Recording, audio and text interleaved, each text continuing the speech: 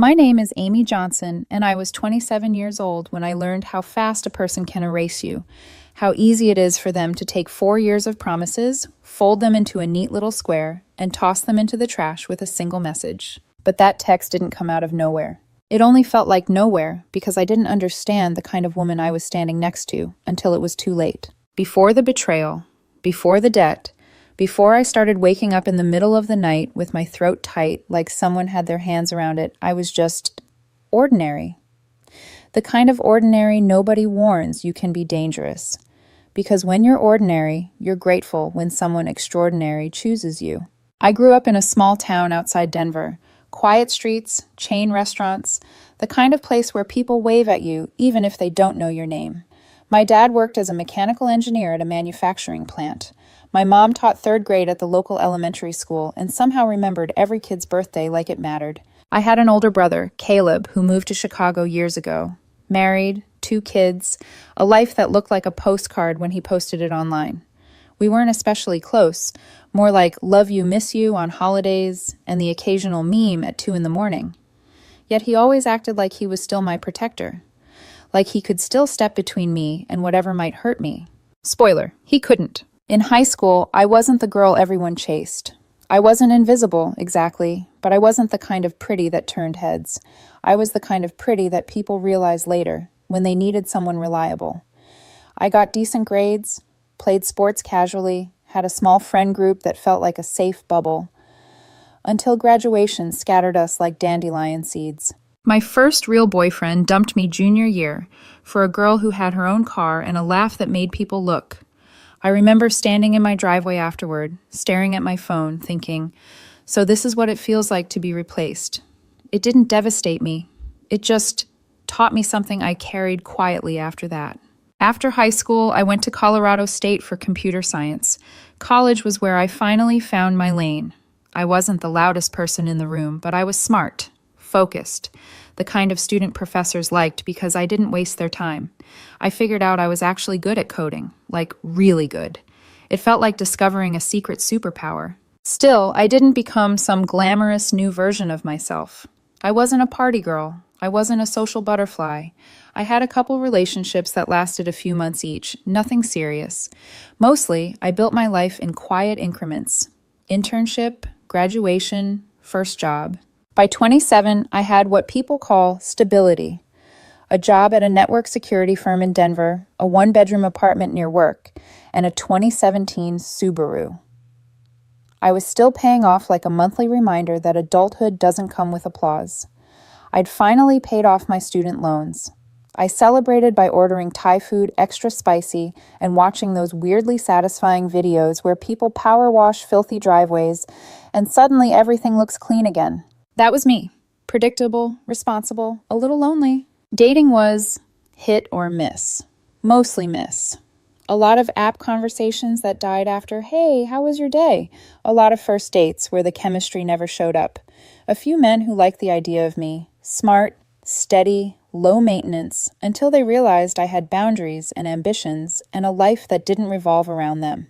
Then Las Vegas happened. My company sent me to a tech conference to help run our booth. If you've never been to one, let me paint the picture. Endless aisles of branded banners, the smell of stale coffee, carpet patterned in colors that make your eyes tired. People smiling too hard because they're being paid to smile too hard. Across the aisle was the marketing company booth, and that's where I met Vanessa Cole. Even now, years later, I can admit it without shame. She was out of my league. Vanessa had long blonde hair that looked professionally styled even when she acted like it wasn't. Green eyes that made you feel like she was seeing you and judging you at the same time. The kind of face that belonged in ads, not under fluorescent lights in a convention hall. She wore pencil skirts and fitted blouses that were professional but intentionally so. Like she knew exactly where every seam would hit. Like her entire body was a negotiation tactic. She glanced at my booth and made a joke about how boring conferences were, and I laughed. Real laughter, not my customer service laugh. Then she asked what my company did, and instead of nodding politely like most people, she actually listened. During slow periods, we talked across the aisle. She teased me for the way I tried to hide behind my laptop. She laughed at my dumb jokes, and it didn't feel forced. At the vendor happy hour on the second night, we ended up talking for hours about travel, work, childhood, the way people pretend they're fine when they're not. When she handed me her number before leaving, I swear my hands were shaking. I walked back to my hotel room feeling like I'd just won something, like some invisible committee had finally decided I was worthy. My best friend, Rachel Kim, didn't buy it for a second. "She's gorgeous," Rachel said when I showed her a photo Vanessa had posted. "And she's giving you attention? Amy, what's the catch?" I remember rolling my eyes and telling Rachel she was being dramatic. I wanted to believe Vanessa had chosen me because she saw something real. What I didn't realize was that Vanessa didn't choose people the way normal humans do. She collected them. And once you understood how she moved through the world, you could see it everywhere, like realizing the house you're living in has termites, and suddenly every creak sounds like teeth. At first, it was intoxicating. Vanessa knew exactly how beautiful she was, and she used it like a key. At restaurants, she smiled at the host, and we got better tables. Flight attendants suddenly found upgrades. Traffic cops turned warnings into compliments. And I was just happy to stand beside her, like maybe some of that shine would rub off on me if I stayed close enough. But there were cracks in the shine. If we went somewhere and she wasn't the prettiest woman in the room, her mood would sour like milk.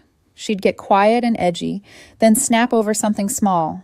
The music, the lighting, the way a waitress said, "you guys," instead of "ladies." She'd suddenly have a headache and want to leave early, and I'd spend the drive home trying to figure out what I'd done wrong. And she was always on her phone, always. Dinner, movies, bed, even when we were walking down the street together. "Brand building," she'd say with this little smirk, like I was adorable for not understanding. Later, I found out she was running multiple Instagram accounts, each one a different version of herself. Fitness Vanessa, professional Vanessa, foodie Vanessa, different aesthetics, different captions, different curated lives. I should have recognized that as a warning. Because if you can curate your identity that easily, you can curate your love too. The first red flag I truly remember, like a clear snapshot, was how she treated service workers. Sweet as honey until something wasn't perfect. Then she'd transform into this cold, entitled stranger who spoke like people were beneath her. One night, a waitress spilled water on our table. Not on Vanessa, not on her outfit, just the table. And Vanessa demanded the manager like she'd been assaulted. The waitress's face went pale, and I sat there burning with secondhand embarrassment while Vanessa talked about standards and professionalism. Afterward, I tried to gently say she'd been harsh. Vanessa looked at me like I'd disappointed her. "Amy," she said, soft and dangerous, "you're too nice. People take advantage of that." I told myself she was protecting me. I didn't realize she was teaching me to excuse her. And the worst part? When Vanessa was in a good mood, she made me feel like the only person in the world. She could look at me like I was fascinating, like I was the one she'd been searching for. That's the hook. That's how it starts. Because when someone can make you feel adored one minute and small the next, you spend the rest of your time chasing the version of them that loves you. Back then, I didn't call it manipulation. I called it love. We dated long distance for 6 months. Me in Denver, Vanessa in Phoenix. I flew down twice a month. She came up once, sometimes twice, if she was feeling generous, as she liked to joke. I paid for most of it. Flights, hotels, dinners. It didn't even feel like a decision at the time, more like momentum. Like if I slowed down, I'd lose her. The distance was hard, but it also made the good parts louder. Every reunion felt electric. Every goodbye felt dramatic. Vanessa loved drama. She thrived on it. And I mistook intensity for intimacy. When her company announced they were opening a Denver office and offered her a transfer, she called me, breathless with excitement. "Can you imagine?" she said. "Us, finally in the same city. No more airports, no more FaceTime." I remember sitting on my couch, staring at the wall, smiling so hard my cheeks hurt. She moved in 2 months later. My apartment transformed overnight. Throw pillows appeared like they'd been summoned. Framed motivational quotes replaced my old movie posters. Plants showed up. Plants I was suddenly responsible for keeping alive. My second bedroom, which had been my game room/office, became her content space. A ring light, a backdrop, shelves curated with objects that looked meaningful but weren't. And I let it happen. Because I was in love. Because it felt like proof she was serious. Because every time I hesitated, Vanessa would wrap her arms around me and say, "Relax.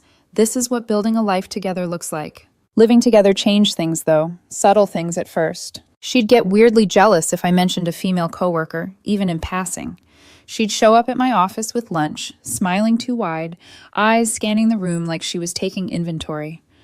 Later, I realized she wasn't being sweet. She was checking. One night, I woke up and found her scrolling through my phone. She didn't even flinch when I asked what she was doing. "Setting your alarm," she said calmly.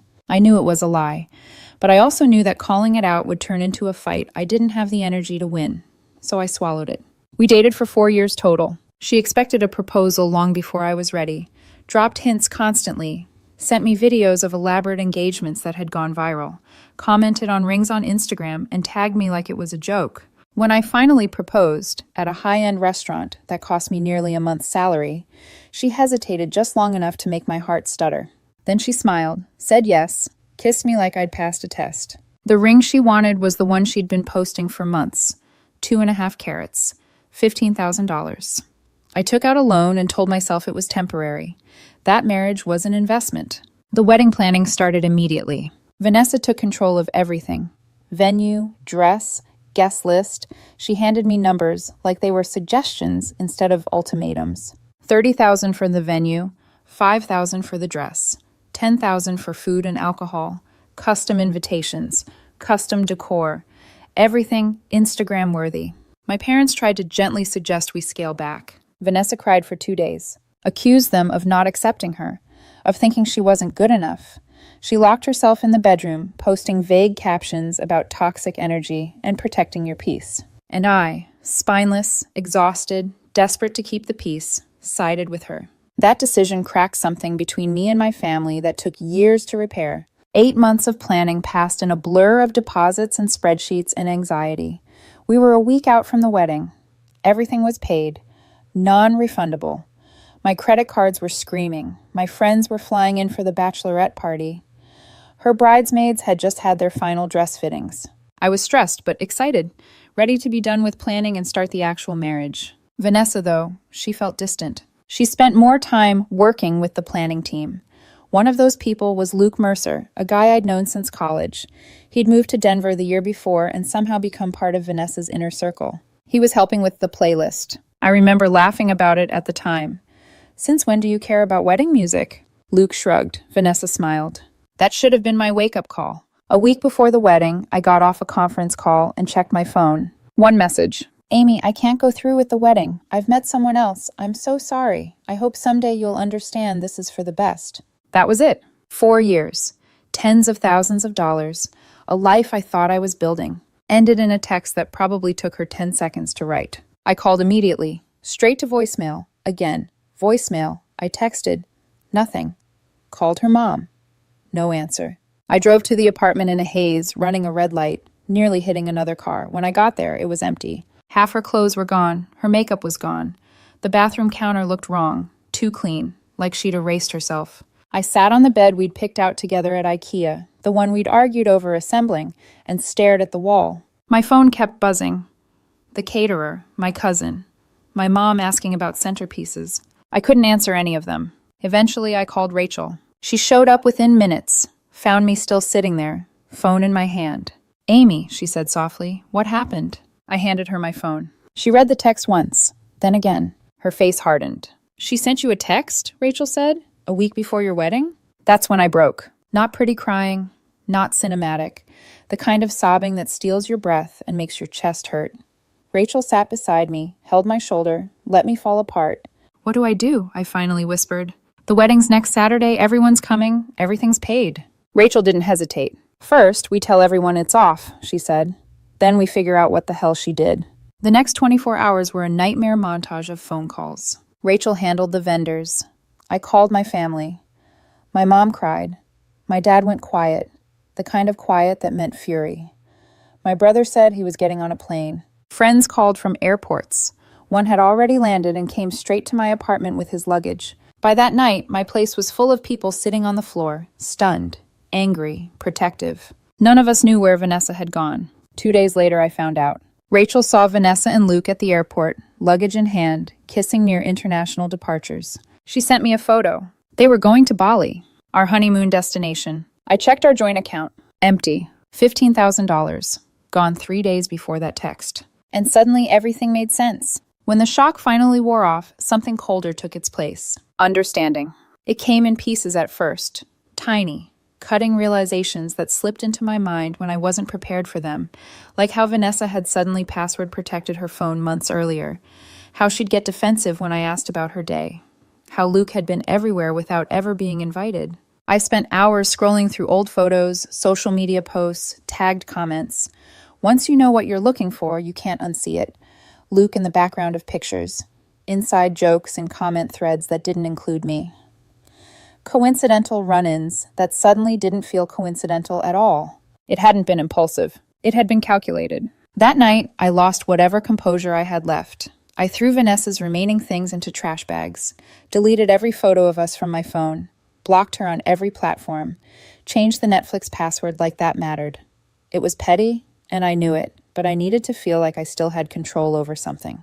Then came the calls. 200 guests didn't cancel themselves. Every conversation felt like reopening a wound.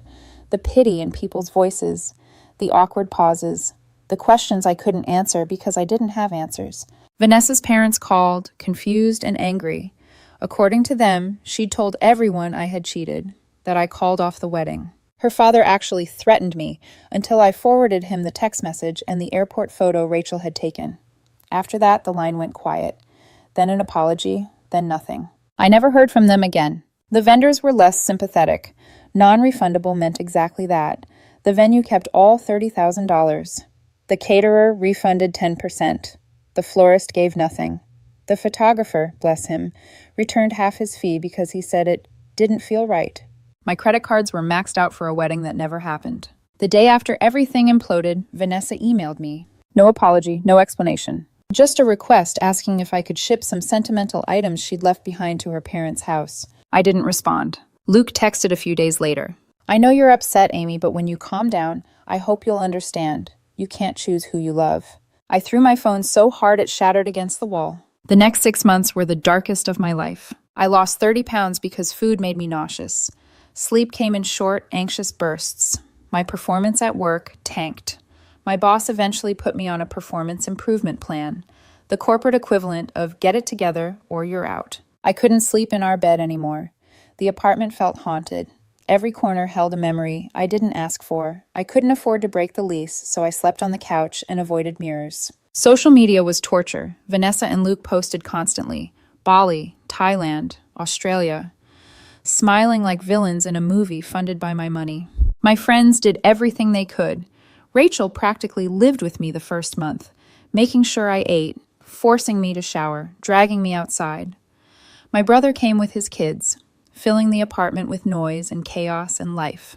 But eventually, everyone went back to their lives, and I was left alone with my thoughts. They were ugly. I replayed every moment of our relationship, wondering what was real and what was a performance, wondering if she'd ever loved me at all, or if I'd just been a convenient platform. Therapists told me the same thing over and over. This isn't about you. But when someone discards you like you never mattered, it's impossible not to internalize it. Eventually, my boss called me into his office. Amy, he said gently, everyone knows what happened. Take some time off. Get your head straight.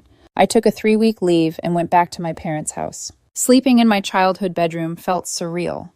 My mom cooked my favorite meals. My dad didn't ask questions. He just handed me tools. Fixing the deck, painting the garage. Physical work that kept my hands busy and my thoughts quiet. When I returned to Denver, I knew I couldn't keep living like I was waiting for the past to apologize. I got a new phone, new number, new social media accounts, changed the locks, repainted the walls, threw out anything that reminded me of Vanessa. Around month 7, Rachel convinced me to try dating again. It was a disaster. I was so afraid of being hurt that I sabotaged every connection before it had a chance. After the 4th date, I ruined. With my paranoia, I deleted the apps. I wasn't ready. What I was ready for was distance. I applied for jobs outside Denver, Seattle, Austin, Chicago, anywhere that didn't smell like memory. I got an offer from a firm in Boulder. Not as far as I wanted, but a big pay bump and a completely different role. New job, new apartment, new routine. I focused on work, started climbing at a local gym, ate better, slept more. About a year after Vanessa detonated my life, I finally felt stable. That's when I met Ethan Hale. It wasn't dramatic, No sparks flying across a room, just a conversation at the climbing gym after he pointed out my foot placement and told me, very matter-of-factly, that I was going to blow out my knee if I kept climbing like that. He was 32, a civil engineer, divorced, no kids. Not conventionally flashy, curly dark hair, warm brown eyes, a laugh that made people feel included. He wore comfort over style and didn't care who noticed. Coffee turned into dinner. On our third date, I told him everything. The wedding, the betrayal, the debt, the breakdown. I waited for him to disappear. Instead, he told me about his divorce. A marriage that looked fine from the outside but was hollow on the inside. Everyone has scars, he said. The question is whether you let them define you. We took it slow, painfully slow. No rushing, no pressure, no games. And for the first time in years, I didn't feel like I was performing. Ethan didn't arrive in my life like a thunderstorm. He came in quietly, steadily, like something that had always been there and I just hadn't noticed yet. We didn't even kiss until our sixth date. Not because there wasn't attraction. There was, but because neither of us was interested in pretending. We talked, a lot, about boundaries, about fears, about the things we'd both done wrong in past relationships and the things we refused to repeat. For the first time in my adult life, I wasn't trying to be impressive. I didn't feel the need to monitor my words or soften my opinions. Ethan didn't flinch when I disagreed with him. When we had our first argument, over something ridiculous, like whether it made sense to replace a perfectly functional couch, I braced myself for the silence, the withdrawal, the emotional punishment I'd grown used to with Vanessa. Instead, Ethan looked at me and said calmly, "I don't agree with you, and here's why." That was it. No raised voice, no guilt, no manipulation. We talked it through like adults. I remember sitting there afterward, stunned, realizing how low the bar had been before. Months passed, then a year. I kept waiting for the other shoe to drop, for him to reveal some hidden agenda, some controlling streak, some moment where love turned into leverage. It never did. Ethan had his own apartment, his own friends, his own life. He didn't try to merge us into one brand or post curated versions of our happiness online. He didn't need constant reassurance or public validation. What he needed was honesty. That was new for me. When I finally suggested moving in together, my hands were shaking, not with excitement, with fear. But Ethan didn't pressure me. We toured places together, found a small rental house with a yard big enough for his dog and close enough to both our jobs. Moving in with Ethan felt nothing like moving in with Vanessa. There were no power struggles over decor, no disappearing rooms, no subtle erasure of my space. We negotiated, compromised, laughed about it. 6 months later, I knew. Not in the desperate, anxious way I'd known with Vanessa, but in a calm, grounded way that felt like finally exhaling after holding my breath for years. Ethan proposed on a mountain trail after a brutal hike that nearly killed my out-of-shape legs. No audience, no ring lights, just wind, sweat, and a view that made everything else feel small. The ring was simple, modest, perfect. We got married at the courthouse 6 months later. Immediate family, a handful of friends, no debt, no performance. We spent our honeymoon savings on a down payment for a small house instead. For the first time in years, my life felt peaceful, which is usually when the past decides to test you. 3 years into my marriage with Ethan, I was mowing the lawn on a Saturday morning when a white Range Rover pulled up to the curb. At first, I thought it was someone lost. Then the door opened. Vanessa stepped out. She looked expensive. Designer clothes, perfect hair, the kind of casual that costs thousands.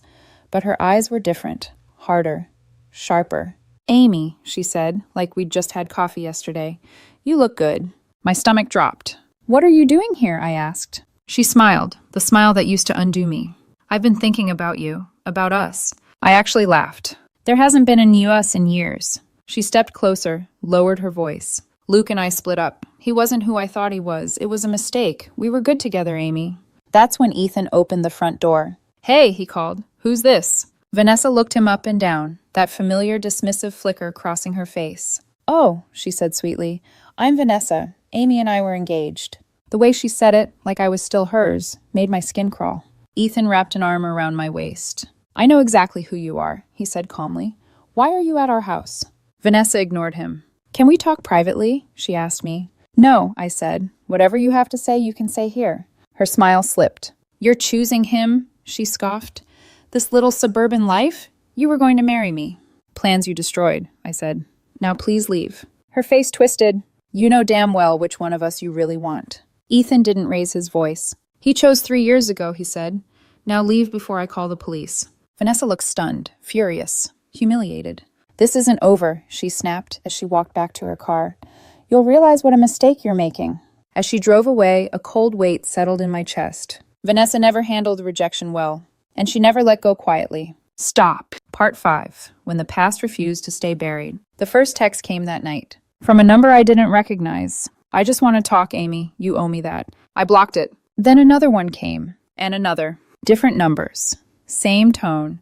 Sometimes pleading, sometimes sharp. Like she was testing which version of herself would get a reaction. I didn't respond to a single one. Ethan and I agreed early on. Engaging would only feed her. Vanessa didn't want conversation. She wanted control. When the text didn't work, the emails started. Long, rambling paragraphs about fate and timing, about how she'd grown, and how what happened before wasn't really her. She wrote like she was rewriting history in real time, hoping if she said it enough, it would become true. Then she escalated. She showed up at my office. Not quietly. The receptionist called me, voice tight, asking if I knew the woman making a scene in the lobby. By the time security arrived, Vanessa was already crying, loudly, telling anyone who would listen that I was her ex who refused to talk things out. I had to leave work early, shaking with anger and embarrassment. Next, she found my parents' address. She sent them a letter, pages long, about how I was making the biggest mistake of my life, how Ethan was manipulating me, how she was the one who truly knew me. My mom called me in tears, confused and worried. She's unstable, I told her. Please don't respond to anything she sends. Vanessa didn't stop. She created fake social media accounts to follow our friends, commenting on old photos of me like we were still in touch. I had to call people individually, warning them not to engage. The final straw came 2 weeks later. Ethan came home early from work to find me sitting on the couch, pale and shaking. She followed me, I said. Vanessa had cornered me in a grocery store parking lot, blocked my car door, told me I was settling, that Ethan was temporary, that I'd come back eventually. I wasn't scared because I believed her. I was scared because she was unraveling.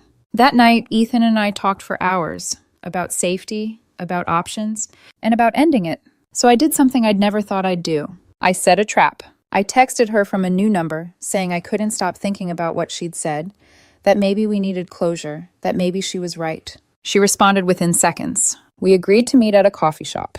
Public, cameras everywhere. I arrived early and hit record on my phone. Vanessa showed up dressed like she was attending an audition, confident, triumphant, already convinced she'd won. She talked nonstop, about regret, about destiny, about how she'd always known I was the one.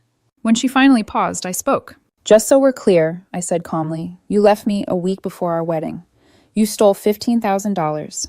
You lied to everyone and said I cheated. You harassed my husband and followed me. And now that your life fell apart, you want me back. Her face twisted. That's not fair, she snapped. I made a mistake. A mistake? I asked.